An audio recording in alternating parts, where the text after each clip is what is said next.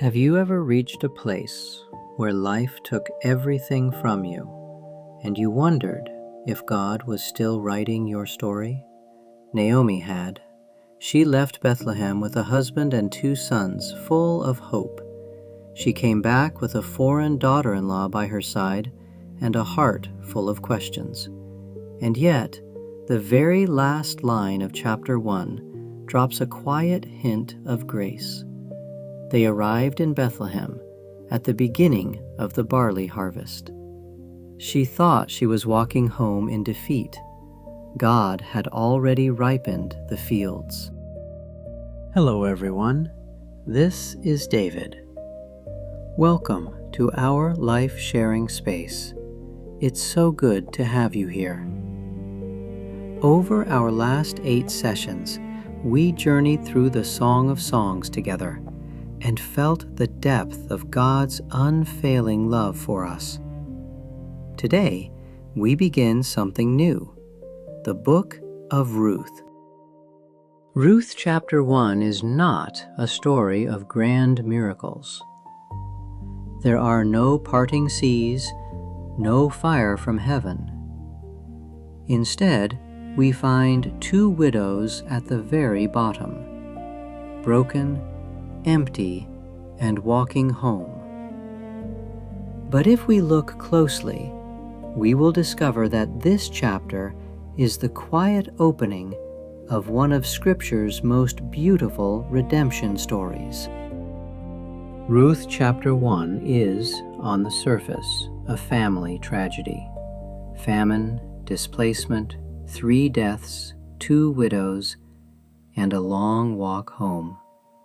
But from a spiritual perspective, this chapter is the beginning of a redemption story. God does not perform a dramatic miracle in this chapter. No angel appears, no sea parts. His work here is hidden, so hidden that Naomi herself cannot see it. She feels abandoned, even afflicted by God. But the reader knows. When she arrived in Bethlehem, the barley harvest had just begun. This is the deepest light of chapter 1. When we can only see what has been lost, God has already prepared a season of restoration. And there is something even larger at work here. What Naomi could not see was that this painful return to Bethlehem was not only the beginning of her personal restoration, it was also a hidden step in the lineage of David, and ultimately, of Christ.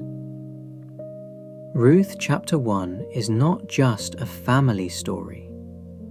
It is a thread in the tapestry of redemption history, quietly woven into the ancestry of the Messiah. Let's look together at the 3 movements of this chapter. The first, when life reaches its lowest point, a turning point is often near. Naomi followed her husband Elimelech to Moab during a famine in Israel. The name Bethlehem means house of bread, and yet the house of bread had no bread. They left seeking survival and ended up losing everything. First Elimelech, then both sons. Naomi, who had gone out full, returned empty. It's important that we don't rush to blame Elimelech or Naomi. They were not rebelling against God. They were making the best decision they could under enormous pressure. Many of us have done the same. Moved cities, changed jobs, made choices that seemed right at the time, only to find ourselves more broken on the other side. This is not a story about punishment. It is a picture of a deeper spiritual truth. Sometimes, when life strips away what we once depended on, God is gently inviting us to discover that He Himself is still enough. The stripping is not abandonment. It is an invitation. And here is the grace. When everything is gone and there is nowhere left to turn, that is often the moment a turning point begins. Not because we are strong enough, but because we finally have nowhere to look but up. The second movement, a breathtaking choice of faith. Naomi urged both daughters-in-law to return to their mothers' homes. Orpah wept, kissed her, and went back. Ruth refused to leave. Where you go, I will go. Where you lodge, I will lodge. Your people shall be my people, and your God, my God. We do not need to condemn Orpah. She wept. She loved Naomi. Her choice to return home was understandable, reasonable, even wise by human standards. But Ruth's choice carried something deeper, a faith that stepped beyond what human reason could secure. What drew Ruth forward was not her own willpower or moral strength. She was drawn by something she could not fully explain, a pull toward the God of Israel, a love that had already begun to hold her before she could articulate it. Ruth's declaration echoes the call of Abraham. Leave your homeland, your people, your gods, and go toward the God who calls you. Ruth did this with even less certainty. Abraham was promised blessing. Ruth was promised nothing. And yet she went. True faith is not believing after we see the result. True faith is choosing to trust God before we can see how the story ends. The third movement. Following through until the barley harvest, Naomi and Ruth arrived in Bethlehem, and the whole town was stirred. Naomi said bitterly, "Do not call me Naomi, pleasant. Call me Mara, bitter." She felt that God had brought calamity upon her and returned her empty.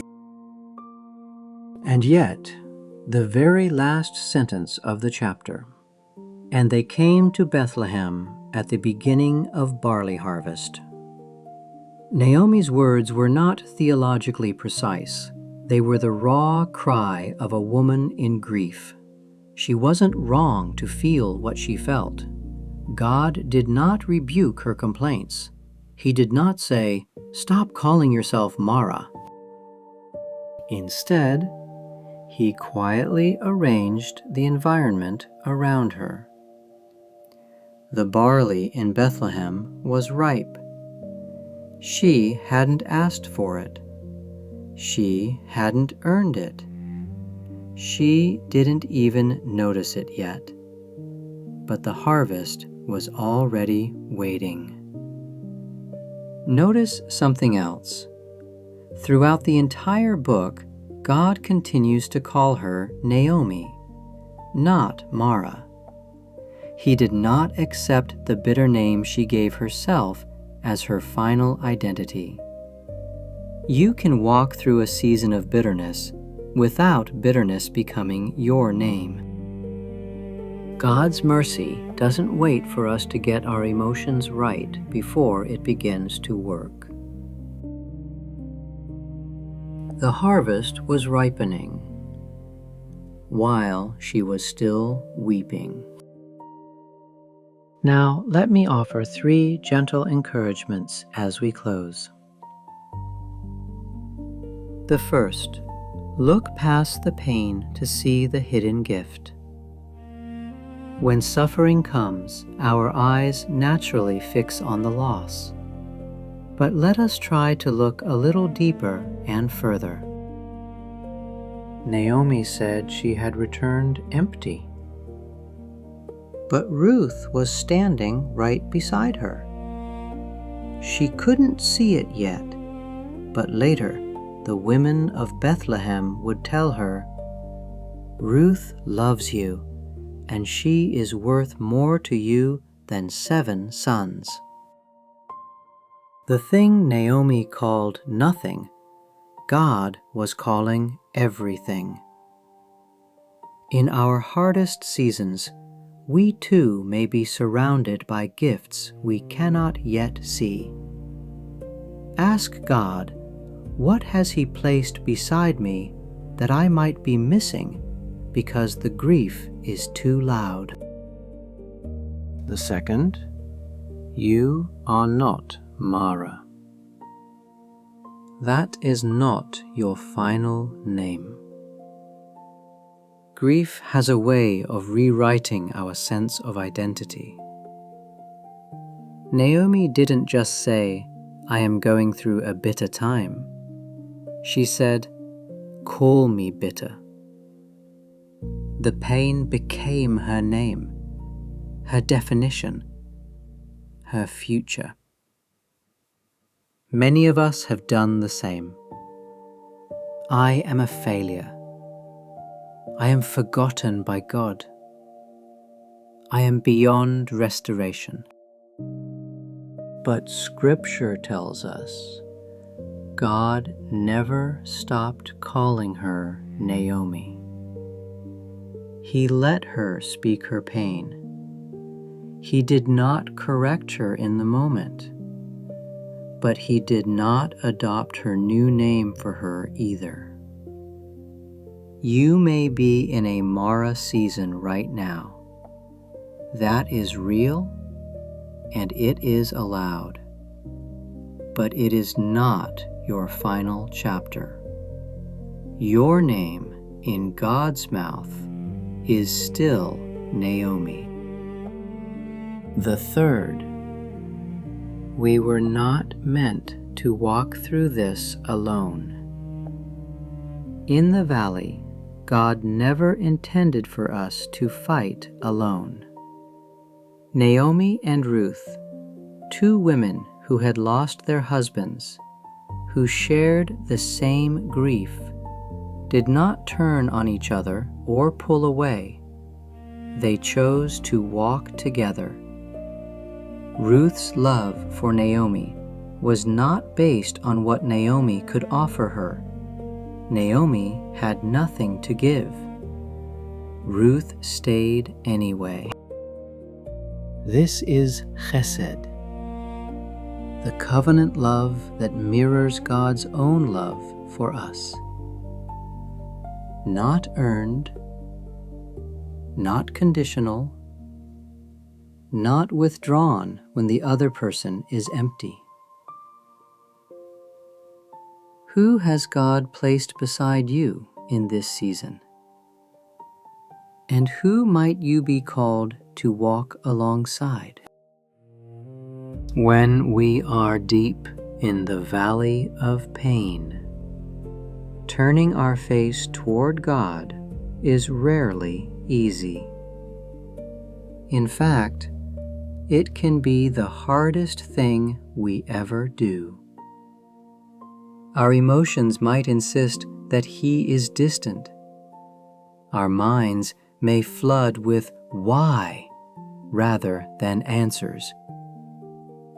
It is completely okay if your prayer right now is nothing more than a quiet cry or a heavy sigh.